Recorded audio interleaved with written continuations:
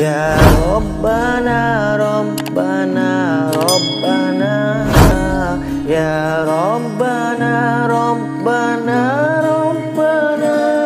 A'udzubillahi minasyaitonirrajim. Bismillahirrahmanirrahim. Assalamualaikum warahmatullahi wabarakatuh. Alhamdulillahi wahdah, wassalatu wassalamu ala rasulillah.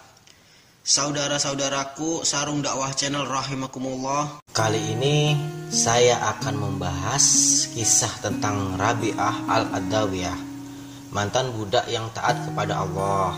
Beliau tercatat dalam sejarah Islam. Beliau terkenal sebagai salah satu ulama sufi wanita paling disegani. Kecintaannya kepada Allah Subhanahu wa taala patut kita teladani, sebab tak hanya diucapkan lewat lisan, tapi juga ditunjukkan dengan perbuatan. Ulama sufi bernama Rabi'ah al-Adawiyah itu senantiasa beribadah sekaligus tunduk kepada Allah. Rabi'ah dilahirkan pada 713 Masehi. Ia merupakan putri keempat dari keluarga miskin di Basrah, Irak. Dia tumbuh sebatang kara karena kedua orang tuanya meninggal saat ia masih kecil. Seluruh saudaranya meninggal akibat wabah kelaparan yang melanda Basrah. Rabi'ah kemudian menjadi budak. Ia ditangkap dan dijual kepada seorang saudagar pemilik toko besar di Baghdad. Sampai akhirnya pada suatu malam, majikan Rabi'ah terbangun dari tidurnya. Ketika melewati kamar tidur Rabi'ah, sang majikan terkejut melihat Rabi'ah merintih serta menangis. Sang majikan penasaran apa yang terjadi dengan budaknya. Maka ia lalu mengintip Rabi'ah lewat jendela kecil. Majikan Rabi'ah tersebut semakin terkejut, sebab dirinya melihat sebuah lentera berayun-ayun di kepala Rabi'ah tanpa seutas tali pun yang menahannya. Setelah melihat kejadian itu, si majikan langsung membebaskan Rabi'ah tanpa keraguan. Rabi'ah memang memiliki banyak karomah atau sesuatu yang berbeda dari sewajarnya. Karomah biasanya Allah berikan kepada hambanya yang sangat taat, sehingga seringkali disebut sebagai wali Allah.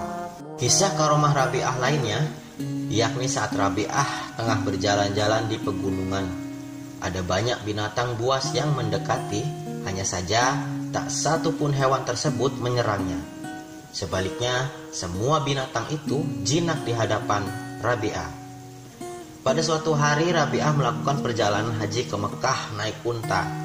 Di tengah jalan, unta yang dinaikinya mati. Lalu ia berdoa kepada Allah dan tak lama kemudian untanya hidup kembali. Subhanallah. Salah satu kisah terkenal tentang karomahnya yaitu ketika Hasan al-Basri mengajaknya melakukan sholat asar di atas air. Rabi'ah pun menjawab ajakan tersebut dengan sedikit ketus, karena menurut Rabi'ah tak perlu menunjukkan kemampuan spiritual hanya untuk mencari popularitas. Rabi'ah lalu melemparkan sajadahnya seraya terbang di atasnya.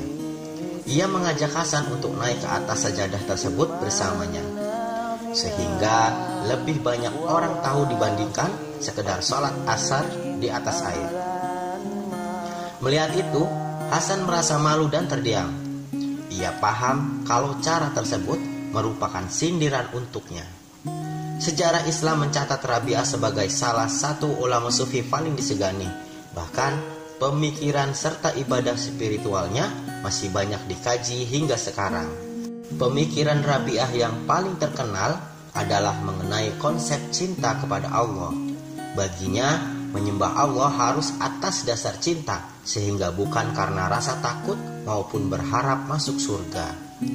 Ya Allah, kalau aku menyembahmu karena menghindar dari nerakamu, campakkan saja aku ke neraka. Kalau aku menyembahmu karena berharap surga, tutup pintumu rapat-rapat.